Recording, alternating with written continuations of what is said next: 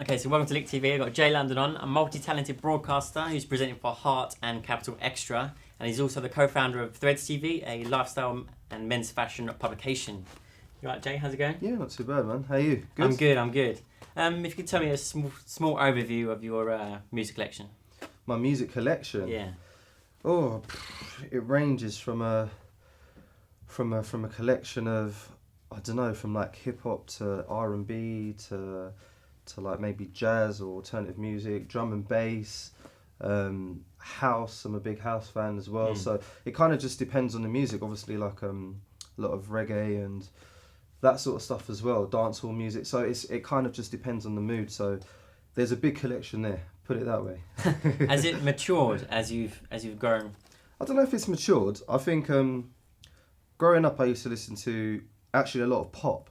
That's kind of where my first kind of musical taste started to begin. So early stages, it was a matter of, I don't even know if I should be admitting this, but it was like the Now 40s CDs. So like the Now, or like hits, fresh hits and all of that stuff. So like, I don't know, things were on there like the Backstreet Boys and Bewitched and all of this kind of stuff. And then classics. Not very cool, huh? And then from there, it kind of developed into. Then I sort of found some hip hop.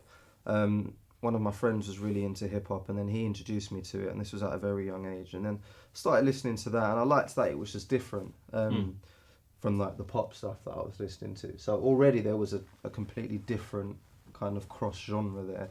And then Eminem was kind of the first person that I started listening to. Oh, right, okay. Marshall Mathers EP and all of that stuff. So I started listening to that, and then that was very violent, very aggressive. And yeah.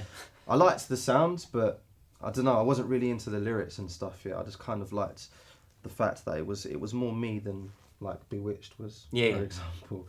And then I found Nas, who has remained my favourite rapper ever since then. So it kind of steadily grew from there, and then as time went on, I started finding other music, and Chase and Status kind of introduced me to the whole dance, drum and bass scene. And then from there, I was kind of like a big fan of them.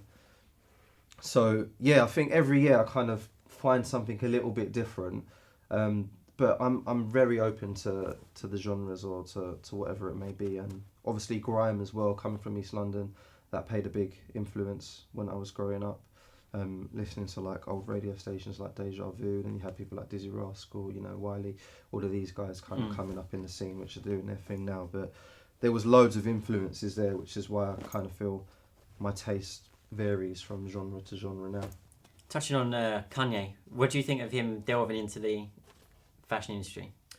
I think Kanye is a crazy guy. I'm a big Kanye fan. He does have his moments. He's very egotistical, and that is kind of one of the reasons why I like him. I think you love him or you hate him, right? He's one of those guys. So for me, I think he clearly does have a strong passion for fashion, because whenever you listen to his interviews and whenever you listen to the things that he wants to get into, that is always there. I think he's just a bit mixed up in the head himself, so he's having his own personal battles. But I quite like the collection. I thought it was cool. He's got a lot of criticism for it, but he's being too expensive when he's always preaching that we should all be the same. But it's a business at the end of the day, isn't it? So he's not going to bring out something that people will buy it. So I don't know, if you was releasing a pair of trainers and you knew that people would pay 300-400 quid for it, you wouldn't release them for 50 quid, would you? No, true, very true.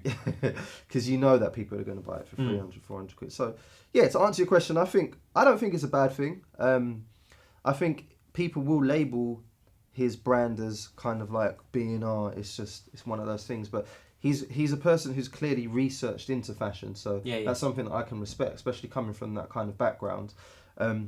He's done the research, do you know what I mean? It's not just a case of him saying, I'm an artist, I'm going to release some t-shirts with a slogan on it. He's been to fashion shows, he knows, he's spoken to the guys, and he's put the work in. Whether that's himself personally, or he's got people doing that for him, he knows his stuff. So I don't think it's a bad thing. Would you say, well, in my opinion, I think hip-hop's more closely linked to fashion than any other genre of music. Would you agree? I think there's the whole kind of like flossy appearance thing in hip hop. I think people care more about like, I need to look a certain way, or I need to appear to be cool.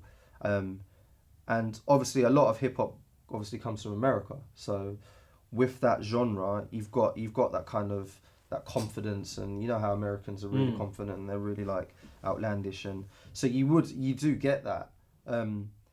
But I don't know. For me, the American scene, obviously, the fashion scene within hip hop is changing a lot. Before it was all about like baggy clothes and like hats back to front and things like what Americans in general just like their stuff that don't fit them.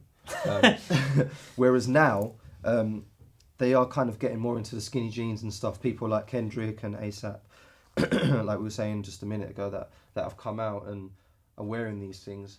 But then they've probably been through their own battles and been scrutinised because, I don't know, in the beginning they weren't really seen as like a hip-hop person because of the way that they were dressing. But obviously now you would respect Kendrick. No one's going to say, Kendrick isn't hip-hop now. So, yeah. Modern day Nas. Yeah, exactly. So, yeah, I do feel like there is a big association with hip-hop and fashion. But I think all kind of musicians do like to have an appearance because it's important.